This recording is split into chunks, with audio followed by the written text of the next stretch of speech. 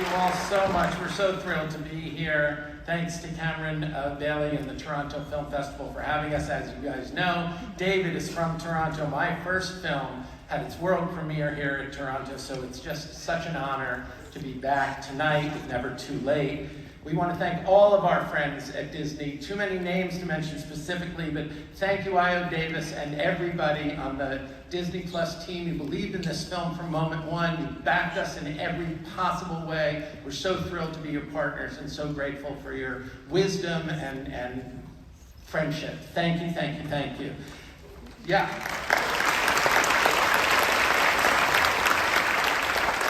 David and I want to thank our partners at This Machine Filmworks and Rocket Entertainment.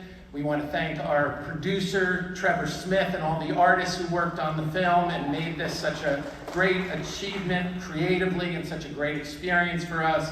On a personal note, I want to thank my dear friend David Furnish. From the moment we met, this project has been an utter joy. David is a great partner, a wise storyteller, and a true friend.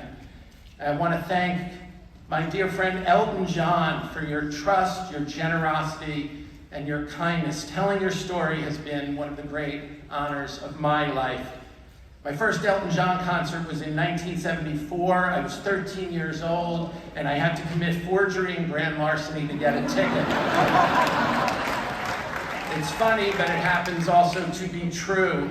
Believe me, it was worth it. To be standing here tonight is a full circle event that is truly a dream come true. Thank you, Elton. Thank you, David. Thank you, Tiff. And thanks to all of you for sharing tonight with us. Stick around afterwards. Elton will be here and we'll do a Q&A.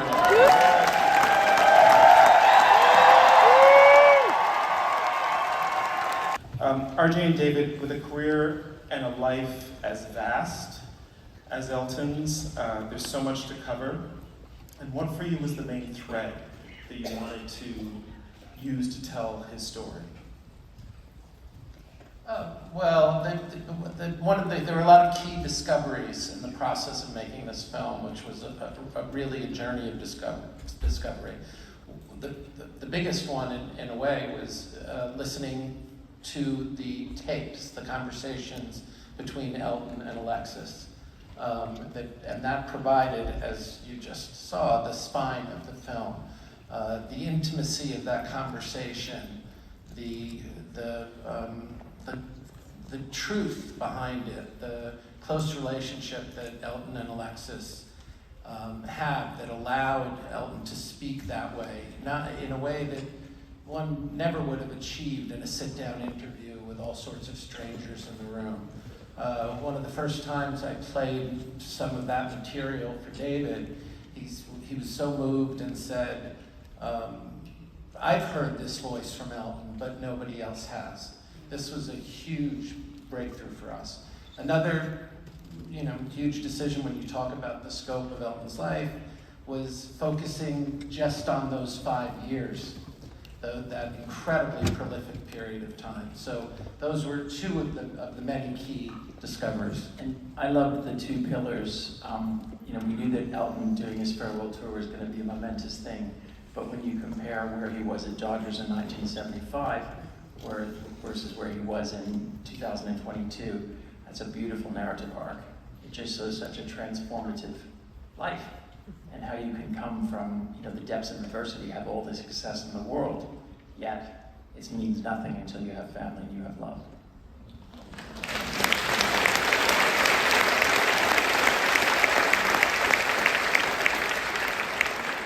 Elton, this is such an intimate, open portrait of you and your life and your career. At what point in your career did you decide that you could open up like this? And was there something that prompted your opening up to tell your story? Well, it's a tough question because I was a closed book. I was so tight as a drum. But I was so tired of being hiding away. And when Cliff Job did the interview in 1976 with Rolling Stone, everyone knew in the business that I was gay. Most people knew I was gay. I was my manager, for Christ's sake. But it was just very hard for me. No one ever asked me before Cliff if I was gay or what my sexuality was. So I didn't feel as though I was hiding, but I was just very forlorn in thinking that, am I ever going to find someone, being how famous I am and my sexuality. And that's why I told him to keep the tape rolling. And that was a definitive time in my life, because I was being honest, and it was so good. I was, same time nearly that I coincided with owning a football club, becoming chairman of a soccer club in England. And, you know, having a gay chairman of a football club is, you know, is quite something.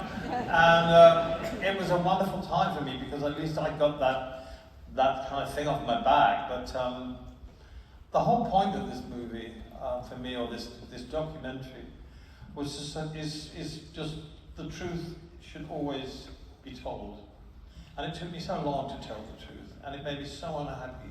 And it was so stupid, the amount of years that I lost by not telling the truth and by fooling myself.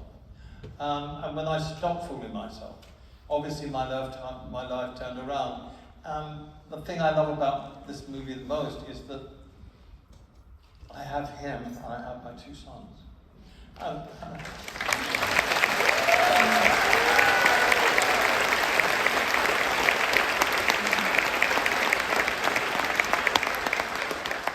very proud of what I've achieved, and I will hope to keep making music. But I want to be at home with them and see them and treasure them. This is the greatest feeling I've ever had in my life, more than having the first #1 album in Billboard. Yeah, that was really nice for about 5 minutes. But this is a lifetime, and the love I have for his family, my children, and my friends has never been better. And listen, I'm 77 years old. I'm having the best time of my life, except for this fucking eye. I wish I could see you, but I can't. But it's life is a lesson, and life is a lesson. Thank God I started to learn when I got to 43 years of age, and it's been wonderful ever since. And you know, what got me when I watched this film was the crowds, the people that came to see me, the fans, the things that made my success. And I love that so much. Seeing some of the old footage made me very, very cheerful. And it was good footage, and it was good playing, and I had a great time. But fame is a dangerous thing if you don't have something else. And that something else is honesty. And if you don't have the honesty to go with the fame, then you're going to be in real, real trouble. Like I was before I got sober in 1990. It's been 34 years now, and it's been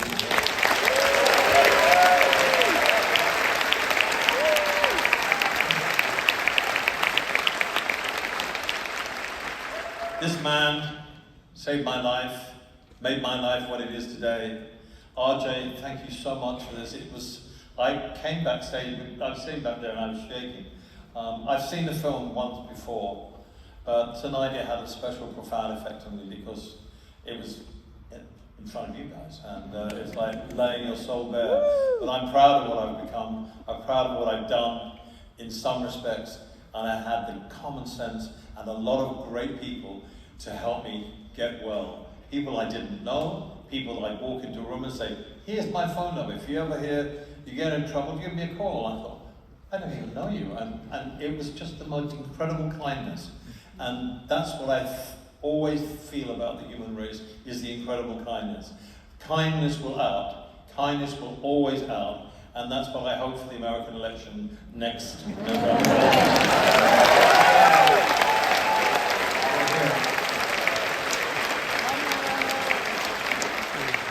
People are good people, they're kind and they're generous, and I've found that all my life. So thank you for coming tonight to watch this. I'm very proud of it, I'm so proud of these two. And it's the truth, and that's all I can say. Thank you so much. RJ has so much more experience as a documentary filmmaker than I do, and incredible resources. I'm also incredibly close to the subject, and therefore a little biased. So I very much let him take the lead in terms of the original shaping.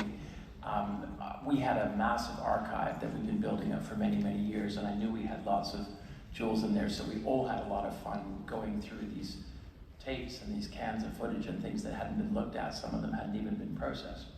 Audio tracks, tour programs, magazine articles, amazing stuff. But pulling all of that together was an exercise. But the initial shape and structure of the film, Marjorie and I knew we wanted to have the two Dodger shows as benchmarks. But I let him take the lead, and then I stood back, and you took it from there. Well, and yes, that's true, but there was this wonderful back and forth that we had where I would have chunks, sections of the film and send them off to David Axe, really, and he would respond to them in a way, it was a barometer of truth. I got the rawest emotional response from David, and he would feel the themes. It was not just that he had the wisdom to understand what we were aiming for. He could feel them in his heart because they were about his heart, and that was a really exciting kind of experience. I've worked with, I've co-directed a couple of times, and it's had its richness and its challenges, but never in this way. And this was just thrilling. Every time we would meet to discuss sections of the film, I would learn so much about what we'd already done and been exploring. So it was a real, I'm so grateful for this collaboration. Yeah, real blessed. Elton, speaking of collaborations, your songwriting with the lyricist Bernie Taupin is one of the great collaborations in pop music. You've also paired with Kiki D, I remember when that was on the radio a lot, Stevie Wonder, Dua Lipa, Britney Spears, Miley Cyrus, and then in the film there's that amazing collaboration on stage at Madison Square Garden with John Lennon. What is your approach to collaborating with other musicians? What's the give and take? To collaborate with someone who is different from you, you're going to learn something. You're going to learn a different song. When I first recorded Whatever Gets You Through the Night, John had already put his vocal down, and I had to harmonize, and his phrasing was so different to mine that it took me a long time. So I think when you collaborate with Dua Lipa, or Brandy Carlisle, or Stevie Wonder, or Aretha Franklin, I've collaborated with so many people, Leonard Cohen. You learn something by just, you respect them, and you love them, otherwise you wouldn't be collaborating. And then you stand. For example, I did a duet with Leonard Cohen on my duets album, and he stood there and I stood here and the microphone was in the middle. And we were covering a Ray Charles song called Born to Lose. And he had the first line, and he went, "Born." And I just collapsed with laughter. And he said, "What's wrong?" I said, "Nothing's wrong, Leonard. It sounds like a ship leaving harbour." And it was so wonderful. It was, whenever you collaborate with someone, it's just wonderful. You learn something, and your fellow musicians, it's wonderful being a musician because most musicians get on with each other so well. And sport and music are common denominators. So it's a privilege to work with someone, and I've never worked with anyone that I regretted working with. So there you go. The Pinball Wizard and Tommy, you composed the songs for The Lion King with Tim Rice, and of course there's Rocket Man, your own biopic as well. But as a film lover yourself, what movies have really stayed with you over the years? What movies stay with me? Oh, that I've been in? Oh no. Or just any reason you love? What movie has stayed with me? Well, I like Field of Dreams because it's a father and son thing. And that's always been a big make-up of mine. Billy Elliot was a father and son thing when his dad comes to see him in Dance for the Royal Ballet, because my dad never came to see me. So I was in Cannes and I was just floods of tears. And we ended up doing the musical of it. I like comedies, but I think the best film that I've ever seen would be Godfather 2.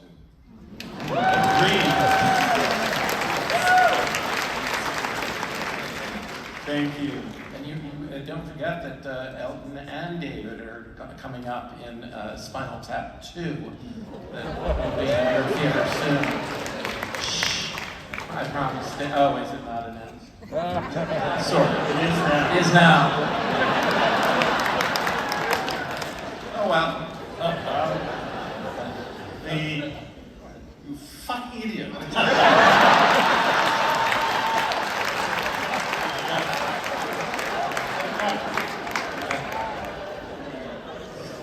Shit. Maybe you guys keep it a secret. Elton, you've long been a music icon, but now the two of you are an iconic couple as well. Your marriage, your fatherhood, your kids have all been a key part and of what it means to be a pioneering gay couple, especially in LGBTQ communities. And I wonder, how do you carry that iconic status as a couple? What does it mean to you and to all of your fans, Elton, as well? Or us. What does it mean to me? It means everything to me. I mean, it's just, for me, my family, my life. And we've always tried to keep our children out of the public eye. I don't really understand that. Just, you can repeat it again. Say what? No, I can say the irony is not lost on me that I tried to come out to my mom in '81 here in Toronto, '82, and there were no role models. She said, "You'll never have a happy life. I'm so frightened for you. You won't find love in a lasting relationship. You'll be discriminated against in your job, and you'll never have children." It wasn't she was rejecting me. She was scared for me. I couldn't point to anybody. There was no one. There was Boy George, who I loved, but he wasn't studying business at university in London, Ontario. And so there was nobody you could grab onto. And to be sitting here in 2024 and to see it up on the screen here in Toronto and to realize how much the world can change is a pretty amazing thing. And he says, we're both in the same game, because she's a queer artist. And you couldn't help but realize when they had that conversation standing in the room, that Alison Pontier could not be out in that way had Elton not done what he had done all those years before. It made the world, it changed the world.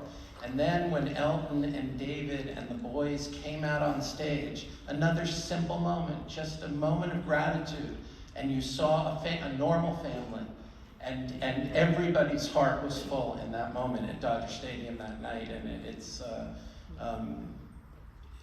this is what Elton has made possible. On my tombstone, I don't want to say he sold 1 million records a year, like that. I just wanted to say he was a great dad and a great husband.